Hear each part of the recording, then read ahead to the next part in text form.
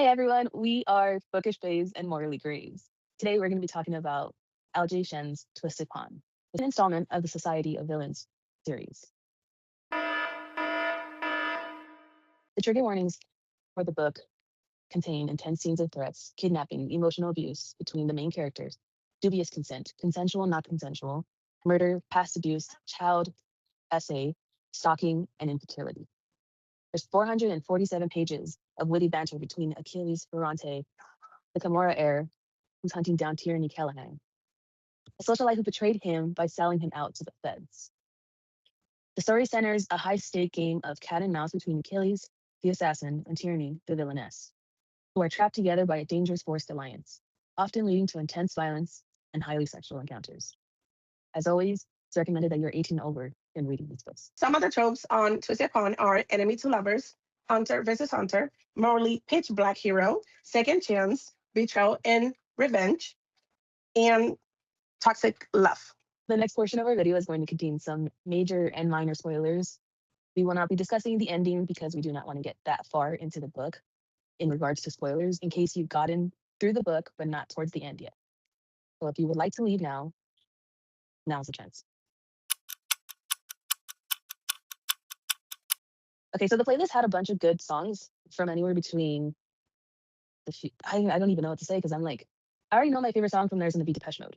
Precious by Depeche Mode is a great song. And I feel like I wish that she would have added 𝐈𝐭'𝐬 into the playlist because she said, well, not she said, but 𝕒𝕚𝕚 said that she liked listening to 𝐈𝐭'𝐬, which I was like expecting it to be in the playlist, but it wasn't. Okay.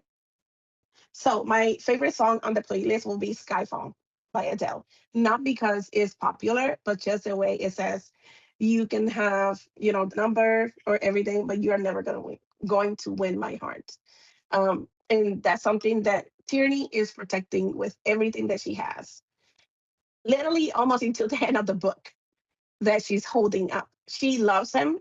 She loves Achilles. But for some reason, that is the last build up that she has, like the last wall to actually get through her. And with that song, it is for her, period. So that's why I like that song. Yeah, I agree. That is a good song. I remember hearing it on the playlist as well. And it was really great. And I feel like that was a good song for the playlist, like a good song choice for the book because of the themes of the song.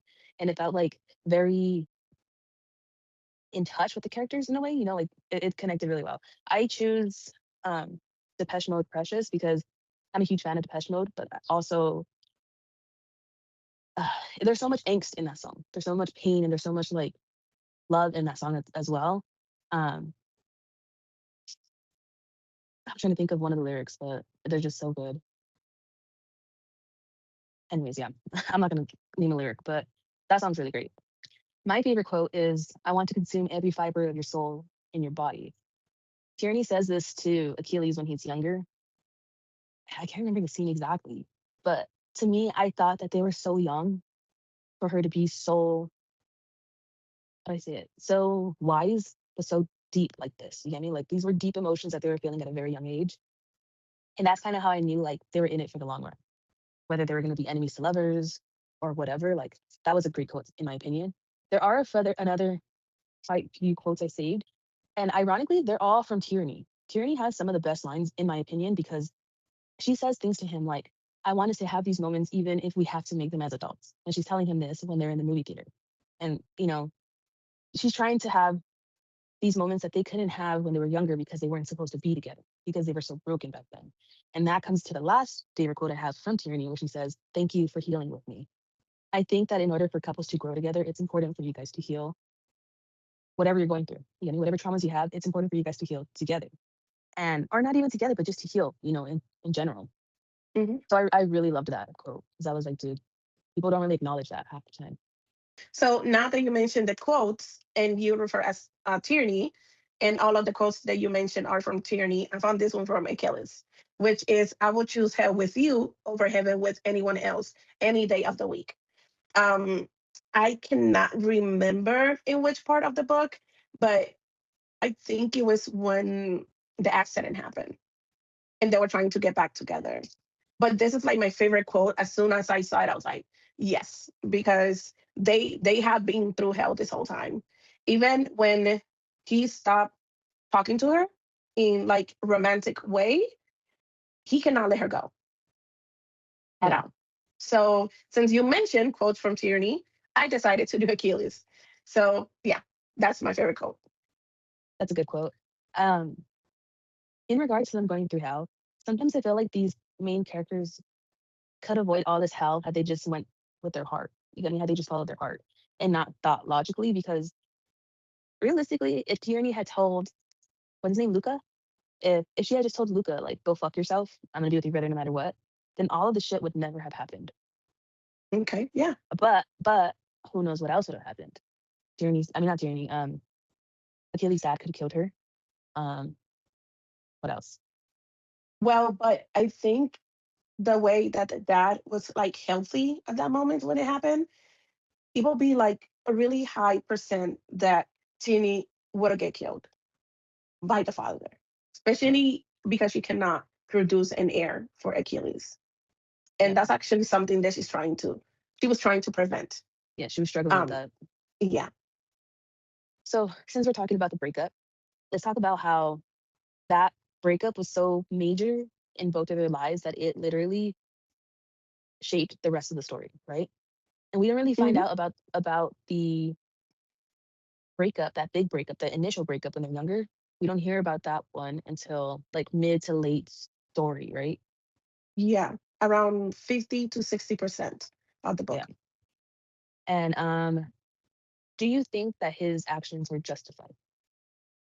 The way he treated Tyranny after all that? I'm 50-50 when it comes to that. I totally know that he was hurt, but Tierney actually spoke about he knew what she went through, especially when they were on vacation. Um, and it was like a 3 hour mark of having sexual encounters. And he knew everything she went through, and he still didn't give a shit. Yeah. So, on that case, he did wrong, but also he was hurt. So, it's like a 50-50. I don't justify what he did to her. Um, just the way, he not threatened her, but well, not at the beginning. Not at the beginning, but just the way he threatened her with like, oh, you're not gonna have a love life, and don't let her move on. So that's like my 50% of he did wrong, but my other 50 is like he was hurt. So I have to put it on a balance. He did more Yeah. wrong that he did right, but I totally get it. But well, they hurt each other. Let's put it that way. They did hurt each other. Even after he's like, okay, I will forgive you, instead of cutting it out and be like, okay, this is it. Let's move on. Let's get parts. Let's live our lives separately at this point. She went to the fence. All right, then let's talk about how Achilles is the self-aware king. He The what? knows the self-aware king. He's self-aware. Like he knows that he's being toxic to Tierney and feels guilty and wants to change it. This is when he's having her kind of like hostage, He's like, "Oh, that's my wife." It's during that awkward time where he's like, "She loves me," and she's like, "I don't care." You get me? Like, yeah. Yeah. So, but I love the fact that he's like feeling guilty for being toxic to her, and I like the fact that he's willing to change for her because it takes a lot for people to realize that like I'm the problem. You get me? Like I need to fix shit. Tierney's not a walk in the park either, but that's besides the point. He's trying to change for her. And he even went out of his comfort zone to go to the movies and go out in public with her because it's what she wanted to do. And I love that for her. Okay. Also about the encounter with Alex and him. That was an Let's talk about MFM that. romance, right? That's an MFM threesome, correct? Because they're both fucking her. No, it was just a one. Yeah, it's just a one-time thing. That's what I'm saying. So That's why I said it's it's it's just a like threesome. threesome. Not yeah. So Yeah. I just said it's an MFM threesome, not a romance, just a threesome. Yeah. No, a threesome. Yeah.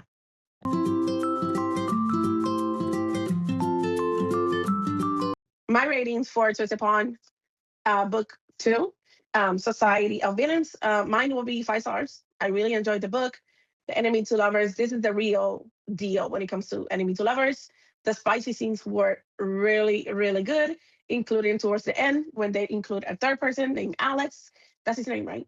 Yes. Yeah, I think that's the same. For chilies, I'll give it between 3 and 4, but mostly 4 because they were really, really spicy. I'm gonna give it 5 stars because the plot was there, the sex scenes were amazing, the banter between the characters was great. I was laughing, I was in shock, I was going through emotions like up and down like a roller coaster. I was going through an emotional roller coaster through this entire book, and the way that it grabs you is insane. I feel like I really loved Tierney because she's a really strong female character, and I was excited to hear about her when I read LJ Shen. I mean, when I read Bad Bishop, the first Yeah. book of the Society of Villains. Um, the spicy scenes were really good. I'll probably give it a 4 spice. Um, it was really pretty hot. With that being said, I do recommend this book to anyone who loves a morally great character, who loves a strong female lead, and pretty much who loves banter that's going to make you laugh. Yeah. And also mafia, because the mafia's involved. Yeah. Thank you for spending your time with us. Next week, we'll be discussing Eldritch Manor by Lee Rivers and Adina St. Grace. That's going to be a paranormal romance. Now, if you'd like to follow us on Instagram and hear more of our reviews, you can follow me, Abby, at Ziggy.Starbooks, that's STARBOOKS 95. And you can follow me at Marie Reed Smut on Instagram. Hey, it's me.